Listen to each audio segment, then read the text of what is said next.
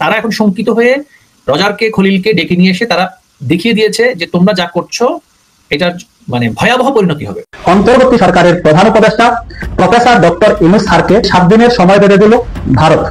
এই 7 দিনের মধ্যে এই অন্তর্বর্তী সরকার অজিত দোভাল বলেছেন ভারত চায় আওয়ামী লীগ সহ সকল দলের অংশগ্রহণে একটা সুষ্ঠু নির্বাচন যেন এখানে অনুষ্ঠিত হয়, এবং এটা বলে তিনি ক্ষান্ত হননি।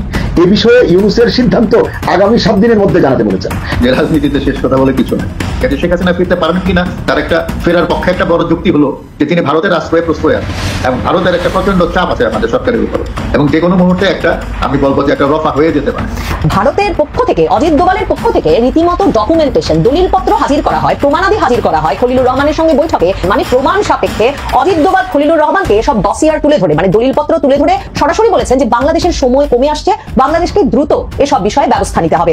এমনও গুঞ্জন শোনা গেছে যে রজার খলিল শেখ হাসিনার সঙ্গে দেখা করতে চেয়েছিলেন, কিন্তু সেই সুযোগ তাকে দেওয়া হয়নি বলে নির্ভরযোগ্য সূত্র বলছে। কিন্তু দুই দেশের কার্যক্রম আগামী কয়েক সপ্তাহে বলে দেবে দিল্লি রজার খলিলকে আসলে কি বুঝিয়ে দিয়েছে। প্রিয় দর্শক, এই মাত্র সর্বশেষ গরম বাংলা সংবাদ। শেষ বেশ কি আসিফ নজরুল পাগল হয়ে গেলেন? গণমাধ্যমের সামনে উল্টো পাল্টা বক্তব্য দিয়েই চলেছেন, এমনই মন্তব্য করেছেন বাংলাদেশের কিছু সাংবাদিক কর্মীরা। অন্যদিকে ভারত সরকার সাবেক প্রধানমন্ত্রীকে কোনোদিনই ফেরত দেবেন না, এমনই তথ্য প্রকাশ করেছেন ভারতীয় সংবাদ কর্মীরা। তো দর্শক, আজকের এই ভিডিওর মাধ্যমে অনেক কিছু তথ্য জানতে পারবেন, তাই আপনাদের কাছে অনুরোধ স্কিপ না করে সম্পূর্ণ মনোযোগ সহকারে স্ক্রিনের মাধ্যমে দেখে আসি। এটা প্রশ্ন আর কি যে আইসিসির মাধ্যমে শেখ হাসিনাকে ফেরানো সম্ভব, মানে এর কোনো আইনগত ভিত্তি আছে নাকি এটা একটা রাজনৈতিক হুমকি মাত্র?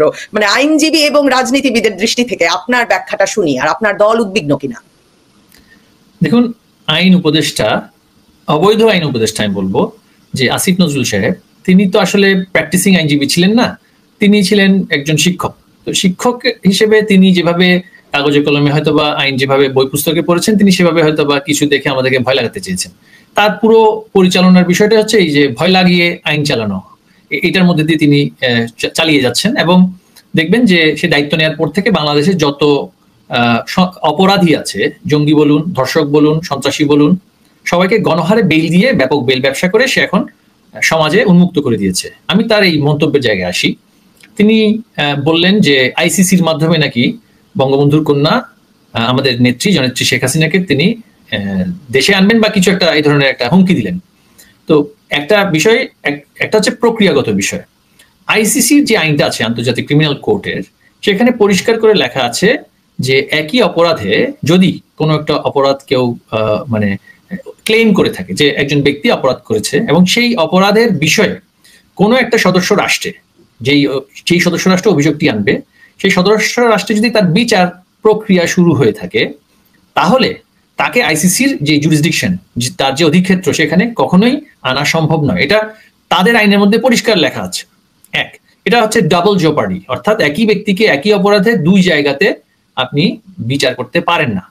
আর শেখ হাসিনার বিচার তো আইনেরই একদম মানে মৌলিক কথা, বিচারের মৌলিক কথা, বিচারের মৌলিক। এবং যেহেতু এটা আন্তর্জাতিক আদালত, সুতরাং তারা তো কোনোভাবেই এই ক্ষেত্রে এই অন্যথা করবে না। এটা তো আর আসিফ নজরুলের আদালত বা তাজুলের নাটকের আদালত নয়, এটা আন্তর্জাতিক আদালত।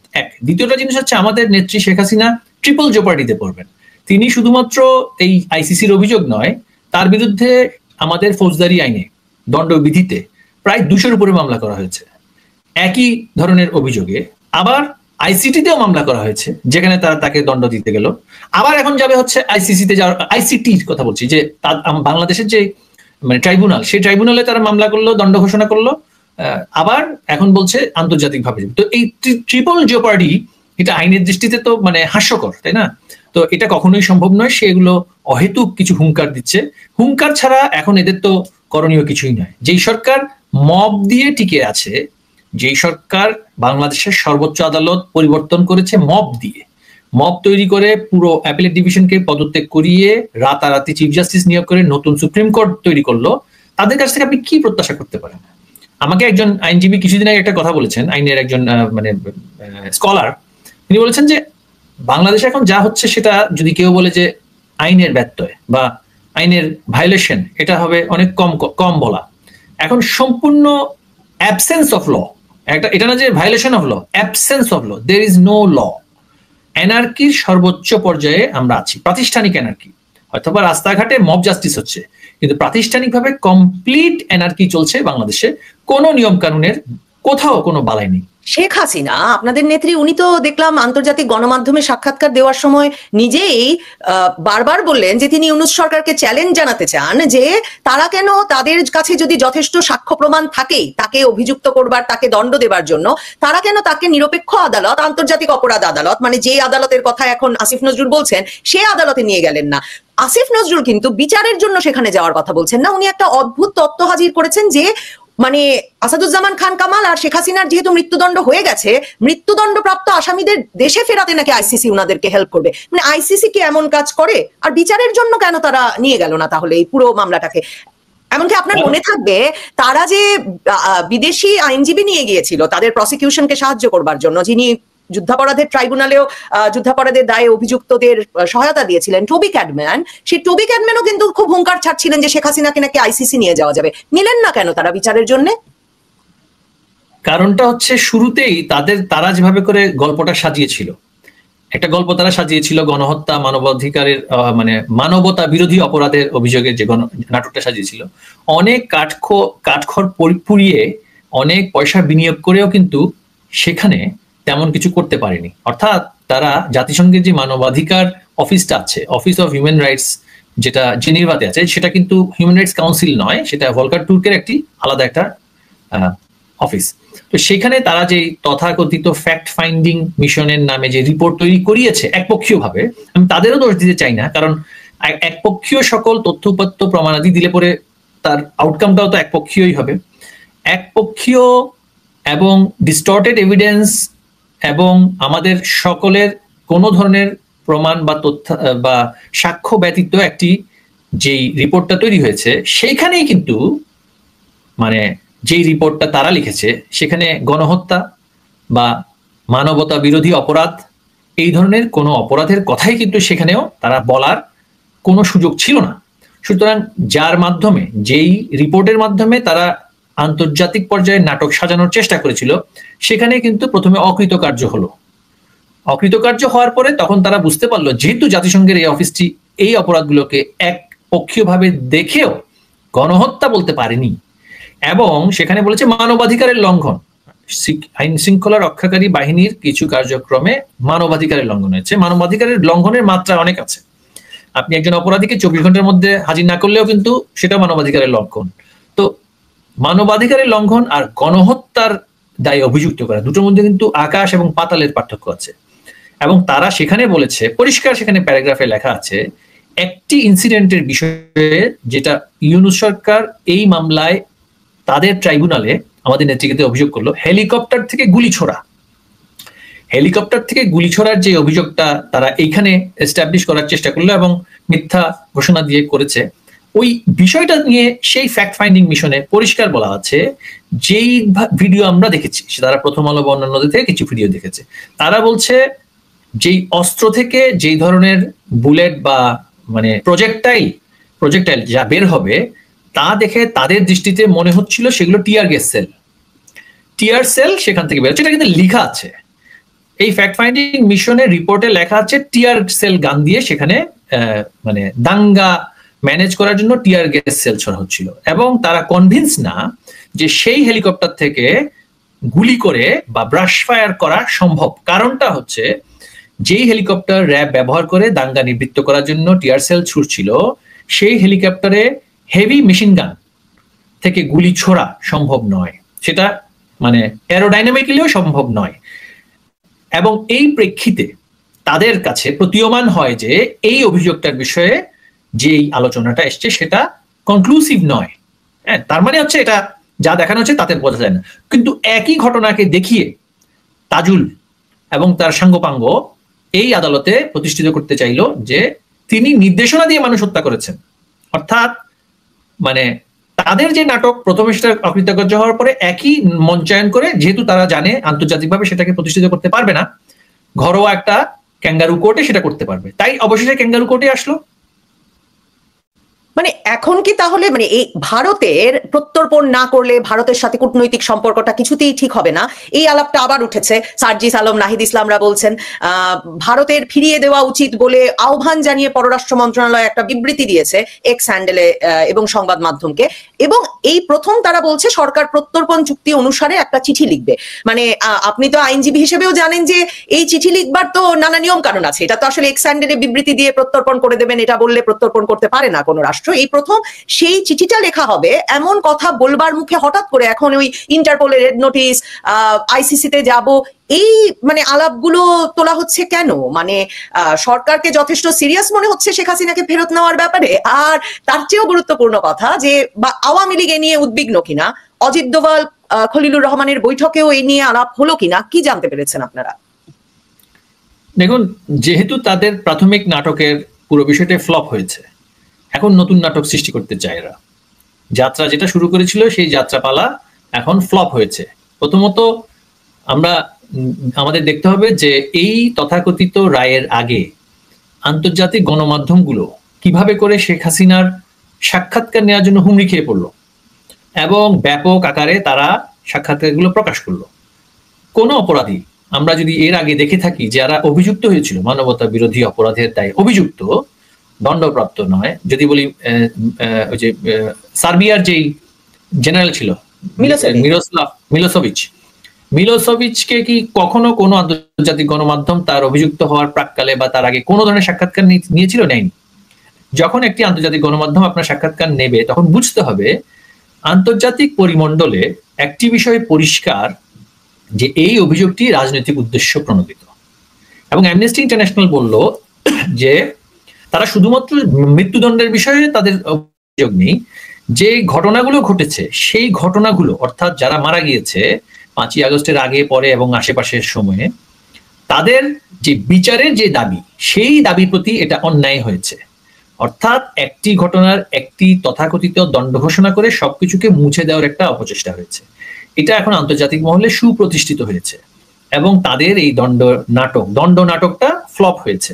এখন যেহেতু একটা কাগজ তৈরি করেছে, এটাকে গেজেট করবে, করে হয়তো বা ইন্টারপোলকে তারা পাঠিয়ে সেখানে অনেক চেষ্টা তদবির করবে। তবে ইন্টারপোলেরও প্রক্রিয়াটা অত্যন্ত একেবারে মানে কংক্রিট। হ্যাঁ, সেখানে এই ধরনের মামলার বিষয়ে ইন্টারপোল যখন আন্তর্জাতিক অপরাধের বিষয় আসে তখন যারা আইসিসিতে দণ্ডিত হবে, যেটা হেগে আছে, তাদের ক্ষেত্রে ইন্টারপোল কিন্তু সেখানে অ্যাক্টিভ হয়। তারপরে বা অন্যান্য যেগুলো বিষয় অন্যান্য দেশে যদি কোনো হয়ে থাকে সেটাতে তারা রাজনৈতিক উদ্দেশ্য প্রণোদিত কিনা সেটা আগে ভেবে দেখে। তো এগুলো সবই হচ্ছে কথার কথা। হয়তোবা একটা আলোচনা করার জন্য একটা প্রাইমারি একটা নোটিফিকেশন দেয়াতে হয়তো বা পারে, সেটা খুবই সহজ দেয়ানোটা। আবার ইন্টারপোলের প্রসিজিওর আছে সেখানে এটাকে সরিয়ে নেওয়ার, যে আইনজীবী দিয়ে সেখানে শুনানি করে যে আমি রাজনৈতিক মানে উদ্দেশ্য প্রণোদিত মামলার শিকার। এবং রাজনীতিবিদদের ক্ষেত্রে তাদের একটা স্ট্যান্ডার্ড প্রোটোকল আছে, তারা সহজেই কিন্তু এই ধরনের ওয়ারেন্ট দেয় না, অ্যালার্টও দেয় না। অ্যালার্টও তারা, আমার নামেও সেখানে নাম পাঠানো হয়েছিল, আমরা 12 জনের নামে পাঠানো হয়েছিল, তারা অ্যালার্টও দেয়নি এবং ওয়ারেন্টও দেবেই না। হ্যাঁ, তো এটা একটা বিষয় আছে। এগুলো সব নাটকের অংশ এবং চিৎকার চেঁচামেচি যেগুলো করছে, যে উন্মাদ গোষ্ঠী, এই যে নাহিদ হাসনাত ইত্যাদি উন্মাদ গোষ্ঠী, আমি তাদেরকে কিন্তু বেশি গুরুত্বের সাথে দেখি না, তাদের পেছনের শক্তিটাকে সবচেয়ে বেশি গুরুত্বপূর্ণ। Nahid is nobody, Hasnat is nobody. আমি প্রথম দিন থেকে তাদের সাথে যখন বসেছি, নাহিদ, হাসিব এবং সার্জিসের সাথে আমি বসেছিলাম, আমি সেখানে তো আমি চাক্ষুষ প্রমাণ হিসেবে আমি বলবো they were actually front of a larger darker force. তাদেরকে যারা নিয়ে এসেছিল, তাদেরকে যারা ইশারা করছিল, তাদেরকে যারা নির্দেশনা দিচ্ছিল, সেই লার্জার ডার্কার ডিপ ফোর্স, যেটা তাদের বডি ল্যাঙ্গুয়েজে আমি বুঝছিলাম যে কাদের অঙ্গুলি হেলনে রিমোট কন্ট্রোলে এই 3 জন চলছিল। অবশেষে কিন্তু তারা সফল হয়েছে আমাদের সরকার উৎখাতে। আমি সুনির্দিষ্টভাবে কোনো ব্যক্তি বা সংস্থা বা প্রতিষ্ঠানের নাম বলতে চাই না, কিন্তু যেহেতু উপস্থিত ছিলাম সেই জন্য আমি বলছি যে বডি ল্যাঙ্গুয়েজ অনেক কিছু বোঝা যায়। আমার চোখের ইশারায় একটা লোক কথা কোনটা বলছে আর কোনটা বলছে না, চেয়ার ছেড়ে উঠে কোন রুমে যাচ্ছে না, কাদের সাথে আলোচনা করছে, এটা তো একটা কেমিস্ট্রিটা বোঝা যায়, তাই না? আমরা তো সেই সময়টাতে ছিলাম। তো এই জন্যই বলছি যে এদের পেছনের শক্তিটা খুবই গুরুত্বপূর্ণ। কারা এই খেলাগুলো খেলছে? যারা এই খেলাগুলো খেলছে তারা কিন্তু ঠিকই গোপনে যে ভারত বিরোধিতার কথাটা কেন বলছে, কি কারণে বলছে, সেটা এক ধরনের মানুষকে ধোঁকা দেওয়ার জন্য, বিভ্রান্ত করার জন্য বলছে। তারাই চাল আমদানি করছে, বিদ্যুৎ আমদানি করছে, তুল আমদানি করছে, সবই করছে ভারতের সাথে। আবার ভারতে এসে খলিলকে পাঠিয়ে, রজার রহমানকে পাঠিয়ে আবার সাফাইও দিচ্ছে যে আসলে আমরা তো এখন পর্যন্ত কিছু করিনি, সবই আমাদের বিরুদ্ধে প্রোপাগান্ডা হচ্ছে। পাকিস্তান সেনাবাহিনী এসছে, চা খাইয়ে বিদায় দিয়েছি, এই এক্সকিউজও তারা দিচ্ছে, কিন্তু পেছন থেকে কিন্তু আরো অনেক কিছুই করছে। তো এই শক্তিটাই এখন কতটুকু এদেরকে ধরে রাখতে পারবে। মানুষ নামানো তো মব নামানো, তারা তো মব নামাচ্ছে। যদি মানুষের সমর্থনের বিষয় আসতো, তারা তো তাদের স্থায়িত্ব নিয়েও তো গণভোটের কথাটা রাখেনি। তারা কিন্তু তাদের যে বৈধতা তারা যে আছে, এটা কিন্তু গণভোটের কোনো শর্তে কিন্তু নেই। তারা রেখেছে তাদের সংস্কারের শর্তগুলো। তাদের স্থায়িত্ব, আইনি বৈধতা নিয়ে যদি গণভোটে কোনো শর্ত থাকে, সেটা যে ব্যাপকভাবে পরাজিত হবে, আওয়ামী লীগ থাকুক বা না থাকুক, এটাও তারা খুব ভালো করে জানে। তো সুতরাং আপনারা রাজনৈতিকভাবে কি করবার কথা ভাবছেন? কর্মসূচি ছিল আগামী, মানে এখন আওয়ামী লীগকে আবার খুব মানে কর্মসূচিবিহীন এক রকমের একদম নীরব মনে হচ্ছে। আওয়ামী লীগ সক্রিয় মাঠে নামবার কথা ভাবছে কিনা? শেখ হাসিনা পুত্র জয় তিনি বিভিন্ন গণমাধ্যমে সাক্ষাৎকার দিয়ে বলছেন যে যা প্রয়োজন আপনারা তাই করবেন, রাজনীতিতে আপনাদের নিষেধাজ্ঞা তুলে নিতে, ভোট আপনাদের ছাড়া হলে সহিংসতা বাড়বে। আপনারা কিভাবে দেখছেন? আর তত্ত্বাবধায়ক সরকার ব্যবস্থা তো ফিরে এলো আদালতের রায়ে, তো কিন্তু এ দফায় সেটা কার্যকর হবে না। আপনারা তো তত্ত্বাবধায়কও চাচ্ছিলেন নির্বাচনের আগে। আমি এই রাইটার বিষয় নিয়ে বলছি। তত্ত্বাবধায়ক ভবিষ্যতে বাস্তবায়ন হবে সেটা বলা হয়েছে, কিন্তু এই অন্তর্বর্তীকালীন সরকারকে দিয়ে যে নির্বাচন করতে বাধ্য, এখন পর্যন্ত সেটা আমরা দেখিনি। এই ধরনের কথা বলা হয়েছে, সেটা আমরা দেখিনি। যে এই অন্তর্বর্তীকালীন সরকারই যে নির্বাচন করবে, আর কেউ করতে পারবে না, আরেকটি অন্তর্বর্তীকালীন সরকার করা যাবে না, এই কথা কিন্তু বলা হয়নি। এবং আপনি আইনের ছাত্রী, আপনি জানেন যে if it is not prohibited it is permitted. আগামীকাল যদি এই অন্তর্বর্তীকালীন সরকার যদি উৎখাত হয় বা পদত্যাগ করে, যে কোনো কারণেই হোক, হয় উৎখাত নয় পদত্যাগ, তাহলে আরেকটি অন্তর্বর্তীকালীন সরকার গঠিত হতে হবে। সেই অন্তর্বর্তীকালীন সরকার গঠন করার ক্ষেত্রে তত্ত্বাবধায়কের যে ফর্মুলা, সেটা তো আর সেখানে প্রযোজ্য হবে না। তত্ত্বাবধায়ক করতে গেলে ফর্মুলা দিয়ে করতে হবে, যেটা অ্যামেন্ডমেন্টের মাধ্যমে আমরা বাতিল করেছি। এই কোর্ট আবার সেই জাজমেন্টকে বাতিল করেছে, তাই তো? ফর্মুলার বাইরে গিয়ে সরকার হতে হবে, যেমনি করে এই সরকারটি, যদি অন্তর্বর্তীকালীন সরকার পদত্যাগ করে বা তারা উৎখাত হয়, যে কোনো উপায় হোক। তো আমরা মনে করি না তত্ত্বাবধায়কের মাধ্যমেই পরবর্তী নির্বাচনটা হতে হবে। আমরা মনে করি এবং বিশ্বাস করি এবং আমাদের দাবি হচ্ছে আরেকটি অন্তর্বর্তীকালীন সরকার গঠিত হতে হবে। আরেকটি অন্তর্বর্তীকালীন সরকার গঠিত হলেই এবং এই খুনি ইউনূসের যে রাজত্ব, মব রাজত্ব, সেটাকে পরিবর্তন করতে হবে, সেটা উৎখাত হবে। এখন আপনি বলতে পারেন যে সেটা আমরা করবো কিভাবে?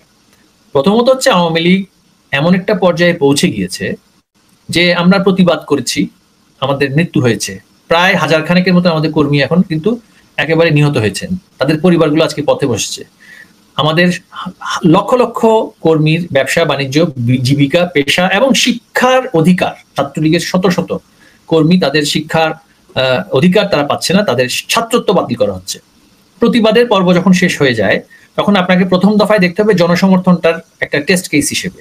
আমরা যখন লকডাউন ঘোষণা দিলাম, মানুষ স্বতঃস্ফূর্তভাবে, আমরা বললাম ঢাকা লকডাউন, সারা বাংলাদেশ স্থবির হয়ে গেল। এখানে মানুষের যে স্বতঃস্ফূর্ততা ছিল, সেটা আমাদের কাছে একটা বার্তা দিল যে আমরা স্বতঃস্ফূর্ততার মাধ্যমে আমরা একটা বার্তা পেয়েছি জনগণের কাছ থেকে। তার পরবর্তী কর্মসূচিতে দেখা গেল আমাদের কর্মসূচিকে হয় কেউ স্যাবোটেজ করছে, বা আমাদের ক্ষোভ, বিক্ষোভ এবং আমাদের পিঠ থেকে যাওয়ার কারণে অনেক ধরনের প্রতিক্রিয়া হচ্ছে, যেটার মাধ্যমে জনজীবনে একটা আশঙ্কা, শঙ্কা, ভয় সেটা আসতে পারে। যেই জনগণ আমাকে ভালোবেসেছে, সমর্থন দিয়েছে, সেই জনগণ আবারও শঙ্কিত হোক, সেটা আমরা চাই না। সেজন্যই আমাদের পরবর্তী কর্মসূচিগুলো সুচিন্তিতভাবে, পরিকল্পিতভাবে এবং শুধুমাত্র এই অবৈধ সরকারকে টার্গেট করে তাদেরকে উৎখাত করার জন্য, পরিবর্তন করার জন্য, নতুন সরকার এনে নতুনভাবে একটি নিরপেক্ষ এবং পার্টিসিপেটরি ইনক্লুসিভ ইলেকশন করার জন্য আমাদের কর্মসূচি হবে।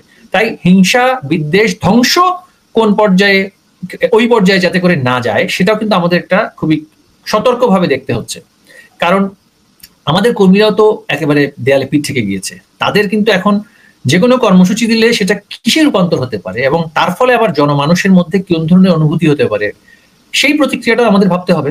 সেভাবে করে কিন্তু আমরা সতর্কভাবে এগুচ্ছি। আমরা চাই না বাংলাদেশে গৃহযুদ্ধ লাগুক, এরা চায় গৃহযুদ্ধ লাগুক। কারণ আপনাকে বুঝতে হবে এদের হাতে অস্ত্র আছে। আমি বলছি যার যা কিছু আছে আমি নামবো। হ্যাঁ, আমার হাতে লাঠি থাকলো বা বইটা থাকলো বা লগি থাকলো, আর ওর কাছে থাকবে হচ্ছে SSF এর ছিনতাই হয়ে যাওয়া উজি মেশিন গান আর AK-47 আর পুলিশের আপনার SMG, তখন তো সেই যুদ্ধ তো গৃহযুদ্ধ হলে কি পরিস্থিতি হবে সেটা আমরা জানি। আমরা তো সেই পরিস্থিতির দিকে যেতে চাই না, তাই না? আমরা সেই পরিস্থিতিতে যেতে চাই না যেখানে বাংলাদেশ গৃহযুদ্ধের প্রান্তে চলে যাবে, এবং তারা চায় গৃহযুদ্ধ করে যুদ্ধবাজ নেতা হিসেবে। আপনি দেখবেন আফগানিস্তানে তালেবান পরিপূর্ণ নিয়ন্ত্রণ নেওয়ার আগ পর্যন্ত নানান জায়গায় যুদ্ধবাজ নেতাদের সৃষ্টি হয়েছিল। সেই যুদ্ধবাজ নেতারা সেখানে নেশা মানে আফিম চাষ করতো, পয়সা ইনকাম করতো, চাঁদাবাজি করতো, দুবাইতে টাকা রাখতো আর দেশে যুদ্ধ করতো। এদের মডেলটাও কিন্তু বাংলাদেশ নিয়ে ভবিষ্যৎ মডেলটা সেটাই, তরুণদেরকে নিয়ে মিলিশিয়া করবে, অস্ত্র আছে, প্রশিক্ষণ পাবে, এলাকা ভিত্তিক নিয়ন্ত্রণ থাকবে, নানান ক্রাইম করবে, অর্থগুলো তারা যেখানে এখন টাকাগুলো রাখছে সেখানে রাখবে, এবং এভাবেই হবে বাংলাদেশের ভবিষ্যৎ। তরুণরা যুদ্ধ করবে, জিহাদ করবে নিজেদের সাথে নিজেরাই, এবং এর মাধ্যমে ভবিষ্যৎ। এটা হচ্ছে এই জঙ্গিবাদী উন্মাদদের মানসিকতা, তাদের ভবিষ্যৎ বাংলাদেশকে নিয়ে সেভাবে দেখছে। সেটা আমরা চাই না। চাই না বলে গৃহযুদ্ধের দিকে বাংলাদেশ যাক, সেটা আমরা চাই না। যুদ্ধ একটা হবেই, সেই যুদ্ধে যাতে আমরা চূড়ান্তভাবে এদেরকে পরাস্ত করতে পারি সেটা হবে আমাদের লক্ষ্য।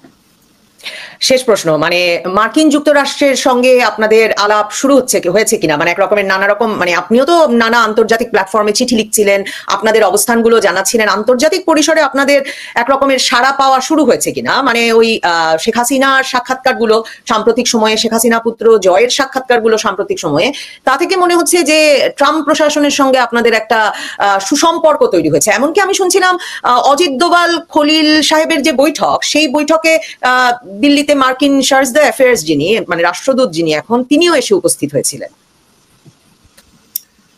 আমি সুনির্দিষ্টভাবে এই আপনি যে তথ্যটা দিয়েছেন তার উপস্থিতির বিষয় সেটা আমি উড়িয়ে দেব না, এই কথা আমিও শুনেছি। তো যেহেতু আমি উপস্থিত ছিলাম না, আমি সেটা উড়িয়ে দিব না, আবার সেটা আমি গ্রহণও করছি না। তবে পশ্চিমা বিশ্ব সার্বিকভাবে উদ্বিগ্ন হচ্ছে এই জন্যই যে তারা ভেবেছিল মানে শান্তশিষ্ট গোবেচারা ইউনুস, তাদেরকে টাকা পয়সা দিয়ে লবি করে ওয়াশিংটন পোস্টে চিঠি লিখে যে ধরনের একটা ইমেজ পশ্চিমা বিশ্বে দিয়ে এসছে, সে যে আসলে আল কায়দার বিন লাদেন, আইমান আল জওয়াহিরির মতন যে কাজ করবে, তাদেরও ধারণাই ছিল না।